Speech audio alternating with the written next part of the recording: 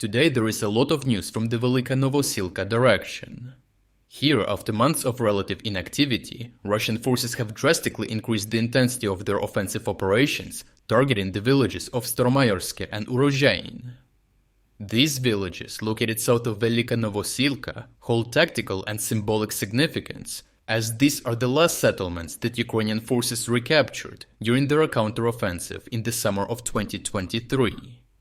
The low intensity of the fighting in previous months was based on the fact that both sides needed to advance a significant number of kilometers across open fields in order to get close to the first defensive line, making these attacks highly dangerous.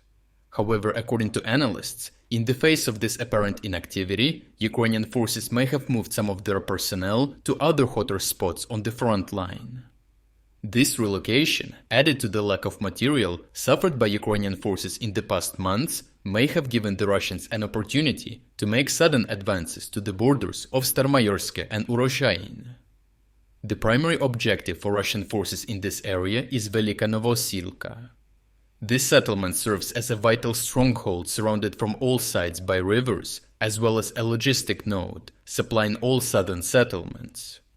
Capturing Velyka Novosilka would enable Russian forces to inflict significant damage to Ukrainian logistics in the whole area, and overcome a major fortress along the southern line.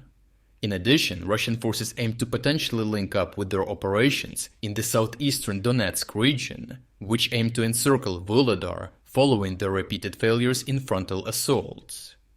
The latest reports indicate Russian forces have escalated their use of loitering munition, targeting deep Ukrainian positions away from the immediate front line. Geolocated footage captured a Lancet strike carried out against Ukrainian artillery systems stationed near Velyka Novosilka.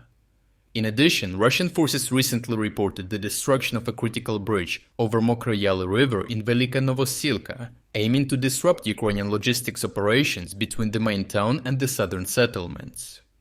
The footage shows the impact of a Kachach H-38M air-to-ground missile, causing the partial destruction of the bridge. These two attacks indicate that Russian forces have taken advantage of the lack of air defense systems in recent weeks to increase their depth attacks, an issue that the Ukrainians are already trying to solve with the ongoing arrival of material from the American aid package. In recent weeks, Russian forces have made progress west of Staromaiorske, advancing by around 1.5 kilometers. If we look at the topographic map, we can see that this area is characterized by its relatively higher altitude. The main fight was actually for the control of the hill. As the hill is right above the village, losing it would mean direct access to the settlement. A recent sudden Russian attack pushed Ukrainian defenses out from the hill, and for this reason the latest reports indicate that heavy fighting is already inside Staromaiorske, although Ukrainian forces offer strong resistance. In the area south of Urozhaine, heavy clashes have been reported, which started with extensive Russian aerial bombardments over the settlement aimed to set the conditions for the subsequent mechanized and infantry attacks. Russian forces gained some marginal advances and reached the southern houses of the settlement. Despite their efforts, these advances have failed to achieve a decisive breakthrough.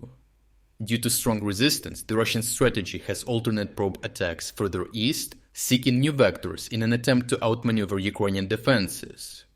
Geolocated images reveal successful Ukrainian defensive operations in Urozhaine, including the use of FPV drones and artillery strikes to halt Russian medium-sized attacks. Notably, Ukrainian forces managed to repel a Russian advance involving a tank and 2 armored infantry vehicles, with a single Ukrainian tank holding its ground effectively. The footage shows how the Ukrainian tank makes a direct hit on the Russian tank, and moments later, the 2 armored infantry vehicles begin a rushed retreat. Additional geolocated footage shows Ukrainian infantry launching several successful counterattacks, targeting Russian positions in hangars. In the aftermath of this counterattack, Ukrainians regained much of the ground and captured several Russian prisoners. These operations highlight the ongoing efforts of Ukrainian forces to disrupt and destabilize Russian advances, maintaining pressure and an active defense when possible. Military analysts assess this recent Russian offensive activity in this area as part of a broader strategy to stretch the Ukrainian front line through diversionary attacks. These multiple probe attacks are a prelude to summer offensive efforts and aim at catching Ukrainian defenders off guard and forcing them to reallocate their limited personnel and resources. The Russians continue to pursue a breakthrough that would compel Ukrainian forces to adjust their defensive resources balance.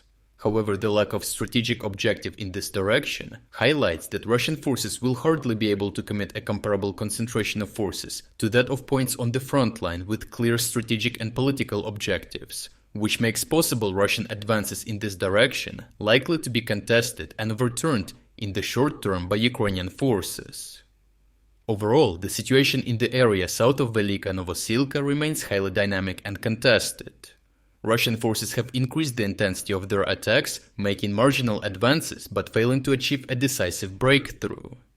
Ukrainian defenders continue to employ effective countermeasures, leveraging artillery, FPV drones, minefields, and tactical maneuvers to maintain their positions.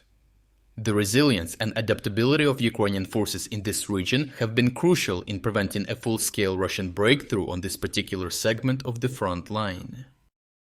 If you're against the invasion of Ukraine and you want to support the work that I am doing, consider making a purchase in the online store UA Supporter.